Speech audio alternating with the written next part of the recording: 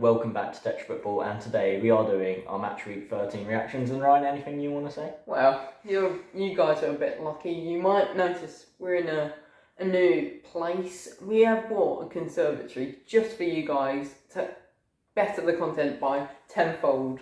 Yeah, just a good room to film. And also credit to the pink pillows. I love them. Pink pillows. All of it. Nice and fluffy for you there, Ryan. Bet Trent sleeps with pink pillows himself. Probably does. Should we move straight on into the games then? Well, before we I don't want to talk about. Before we go into the games, I do want to address a new little section I want to do, and it's going to start with Barnet of the week. And I know he weren't playing, but Reece James. Oh God! Did we all see that Barnet? Imagine it was pink. Why is he green? I mean, he was playing in the Joker, but the Joker didn't play. He already had the little cotton candy floss. No. Now he's got like the. It's changed from our lovely faithful pink to now it looks like green. A bit of grass. He can't even play on the grass right now. But you know that. Who do you think had the Barnet of the week for you? I mean, it's got to be. That's just a big highlight, isn't it? The bright green, flipping whatever it is. I'm trying to think of a ball player. John Joe Shelby. Voldemort. God. Special shout out to him. He had some serious dedication. Yeah. Alright then, first game. I know what it is. Don't really want to talk about it. Forest. What game is it? Beat Liverpool 1-0. Not a good game. To be honest, first half, very boring. I mean, Forest attacked pretty well. They were like determined in that game, and they definitely deserved to at least score eventually because they were pretty good. Dean Henderson pulled off a masterclass. Absolutely hate him. Flipping United loanee. Just go back sitting on the bench, please. And overall, they just defended well. They were a very good team together, and I also think that Liverpool were just sloppy throughout the whole game. Also, very boring game, but. Great win for Forest. Well, it was about time for a Forest win, you know. They've not done too well this season, but, you know, Liverpool, a bit ropey. I mean, Gomez had a good first half, but, you know, gave away a silly foul leading to the free kick. Fabinho should have cleared, but he didn't. And I think I would go as far to say Forest were the better side on that day. On that day. I mean, Dean Henderson, take a bow, son. Take that cap off because I mean, honestly, he was actually spectacular. He could even start for England in goal, maybe, if Pickford gets injured. But, you know, I think he was a really good, solid keeper that day. Yeah, I am worried for Liverpool at the moment because it's like the amount of injuries we had as well. Jota, Diaz, Kanate, Matip. Trent's coming back, but he could have got seriously injured. But, yeah, there is quite a few injuries for the squad at the moment. Thiago as well. So, yeah, hopefully those players can come back soon because we're just playing such an inconsistent team at the moment. Wish Trent a speedy recovery from his disease. What are you going to say his disease is bad defending? Can't defend at all. You're not even original. Itis. Next game then. Everton 3, Crystal Palace 0. And all I'm saying is, everyone in the group, in the Tetra Football group, backed Everton. We knew they thought that this could be a game they could win. But one man claimed that we didn't know ball. It was never on the cards. I never said that. He said Palace have to win this game. I just said Palace. I just said my prediction was like a 2-1 win. So I don't know if he was on the beers, but he definitely was not thinking straight when he said that because Everton did win, and they didn't just win. They hammered. Well, not the Hammers, but they hammered the Palace boys. I mean, 3-0. Just a great result. I mean, Everton, Frankie Lampard, once again proving he's better than Stevie G, even on the pitch and off the pitch as a manager. You're not allowed to say that. Anyway, yeah. I don't know why I'm saying this with a Gerrard English shirt on. Well, you could say that the Eagles got down. Basically, they just got destroyed. What's they that got Macbeth quote? Hawked at by a mouse now and eaten alive. Something like that. Sure. Yeah, they just got. I really liked the Palace project on the Vieira, but I guess this weekend they let me down. Should we just move on next game? Well, the next game... Oh, well, great. You can't get it out. The next game was Man City and Brighton, and I mean, Brighton, valiant effort. yeah, I was about to say a screamer from Trossard, but they did dominate towards the 70th, 80th, 90th minute. Did you see the stat in the last 50 games? Brighton on 2 occasions are the only team to have more possession than City. Yeah, I mean City, 2 goals from Haaland, clinical as always, robotic from that man, and De Bruyne, I believe, got a goal. I mean, not usually on the score sheet, but I mean, he does seem to get on there quite a bit when he's in form. Yeah, but I just mean he's normally assisting the goals, but nice to always get a goal.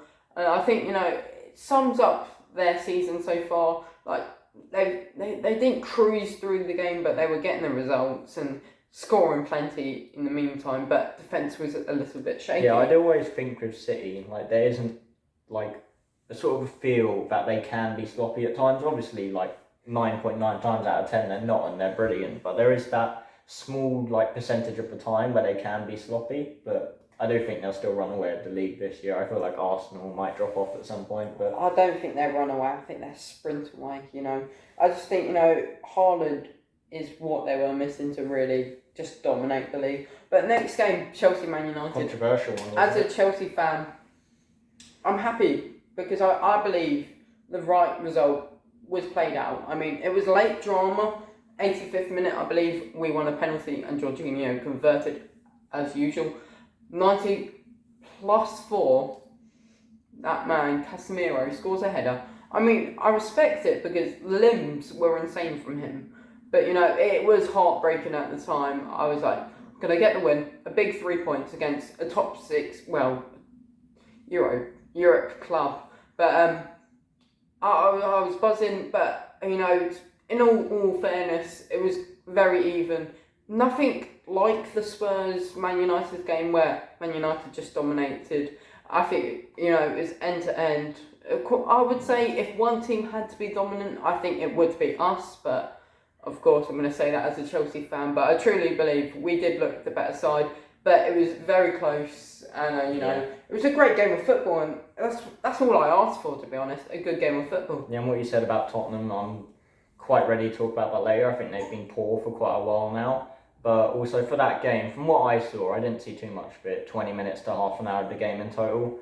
I think that Chelsea did look like the better team, and also Casemiro, I feel like United fans are going to rave about him, but I don't actually think...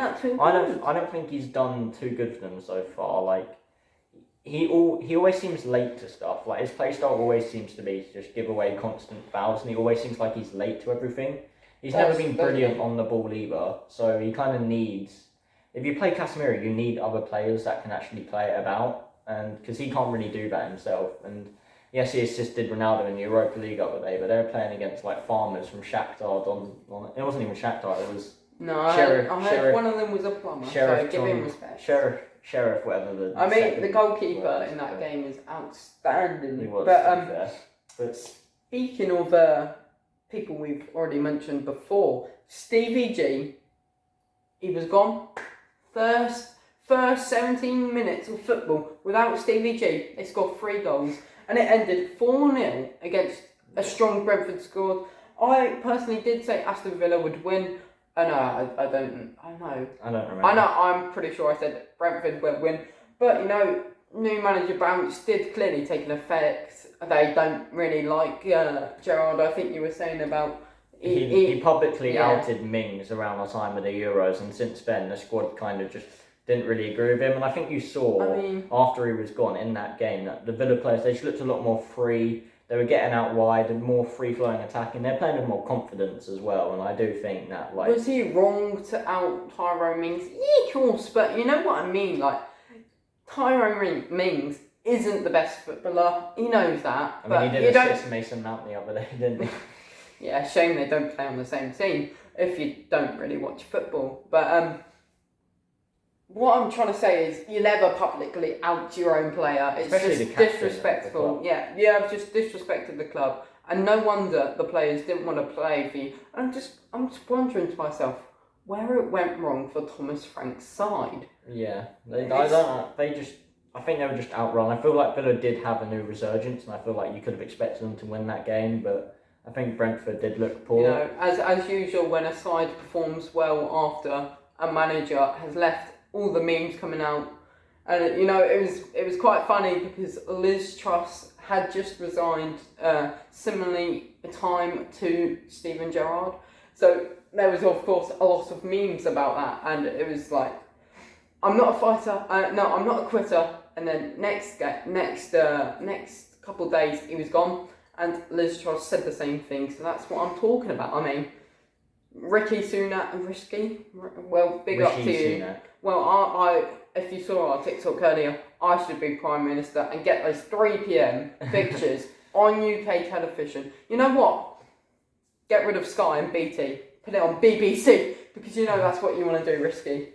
Whatever you call your name. Rishi. And I think just to bring up quickly that Villa are getting Emery, and I think that'll be good for them. I think he's very detailed manager. Like, he gets everything down to a fine point, and I think the players Villa have can benefit from that. So they definitely got good players, and I think we'll see a good run from them for the rest of the season. Do you know what? We just talked about a joke of a performance.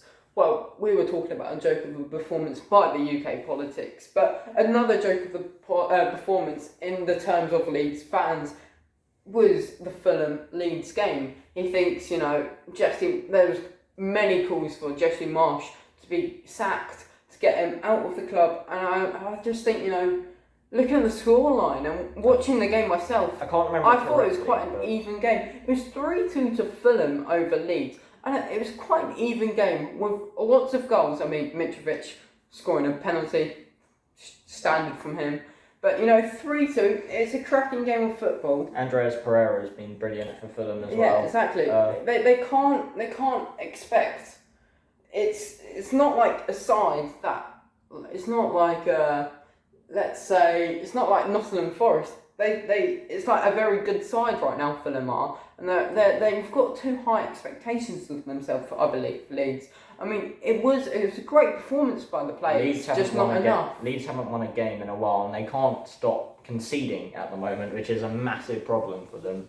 And I do think Leeds have been poor recently. That's why I realised that, and I was one of the only ones to predict Fulham to win that game. I did only say 1-0 to Fulham. Should have expected it to be I think I did say Fulham to win. I just said 1-0 Fulham, and that's how well Fulham still got the win. And overall Leeds have been very poor recently. I think they could be relegation candidates.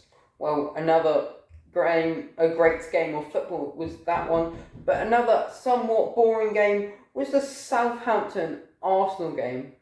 It weren't boring in terms of goals because there was 2 goals, but I just thought it was quite mediocre. I expect more from Arsenal. I mean, they are top of the league. I don't know if they still are. Yeah, but I think they are. Yeah, well, I mean, top of the league, drawing to Southampton, and I went for the devil's advocate and said the 2-1 win to Southampton. And at half time, when they were 1-1, I was thinking, this might have a chance, but Southampton couldn't pull the trigger. They just they drew 1-1. Great result if you're the Saints. South Coast trip for the London boys didn't end too well for them. My point for this game is complacency from Arsenal. They started the game pretty comfortably, dominating really, just couldn't really make any proper chances to convert, and then Southampton switched up their season, stopped Jesus and Martinelli and Saka with the interplay, and they shut down Arsenal, managed to score, and could have potentially won that game, although Arsenal still had more quality, so managed to maintain relatively in control, just not able to quite finish off the game, and ended a 1-1 draw. Great result for Southampton. Well, the next game was not a draw. It wasn't anywhere near a contest. It was 4-0 to Leicester City over Wolves. This game. Do you want to know the stats behind it roughly? I'm pretty sure it is 4 shots for Leicester. They had 4 shots on target, I think, something like 6 in total. They had 4 on target, scored all 4. I think, and then if you look at Wolves, they still just cannot score. It's been a problem for years now. They had 21 shots. I think something like 19 to 16 of those in that rough area were inside the box. They only put 6 of those on target and didn't score any of them. So Wolves, they actually played some good, like, attacking, fluent play. However, they then also just couldn't put the chance away, and You can Leicester see were why. just clinical. I mean, Tielemans scored an absolute beauty. That was such a good volley. I reckon I could do. I think one of Barnes' goals, I think he only got the one. It was too easy from Wolves' defensive perspective, just a simple 1-2, and I think Sarr could have done better with that. But overall, Wolves defensively were poor. They looked better attacking, which is almost the exact opposite you expect from them. But a perfect away day performance from Leicester. No, I just sat back just to think what went wrong for Wolves, and I just think Diego Costa. He's not lived up to the hype. He's not lived up to their expectations. Still not scored a single Premier League goal for Wolves. Not even a goal, in fact, It's just, I think, they brought in such a big name like Costa, expecting He was a kind of result. old, though, and he even got outed in Brazil, so I don't know how much, was really expected, but...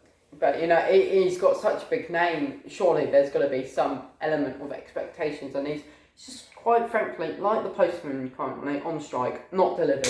Yeah. Sort it out, postman. Also, the next game, shocking for you Tottenham. 2-1 loss against Newcastle. Ended 2-1. I think I predicted a 1-0 Newcastle win. I got that right. I just think Tottenham have been poor for a while, and can I say, so boring to watch. Like, if you watch Tottenham, if you're a Tottenham fan, then honestly feel sorry for you. you. Oh, you mean their games in Europe? I thought you meant that specific game. The play style is just so boring in the content, one-dimensional. It's like Tuchel, to be fair. They don't really have a backup plan to what they're doing. And it's a bit like Tuchel coaching. Yeah, when teams figure it out, they're kind of lost, and they just can't play as well. They're losing the battles in midfield, but credit to Newcastle. Players like Trippier, Guimaraes, Joelinton, the workhorse, they've all looked brilliant so far. Callum Wilson, what a composed finish. And that was a controversial goal from Mr. Wilson on the weekend. I think, Ben Foster saying keepers have no protection these days is absolute nonsense. They are overly protected. You can't even jump against the keeper. Can't even little nudge. Given as a foul. I mean, that is ridiculous. Football is a physical game, and they've got an advantage. They can use their hands. They can literally jump up. Why can't you rough them up a little bit? You can't protect these people just because they can use their hands. That's already an advantage they've got. You can't just give them many other advantages. And I just think, I think the goal should have stood, and it did stand, and I was very happy. Wilson, he can't get out of the way, and then it would have been a composed finish. A composed finish from Wilson. It was just spectacular.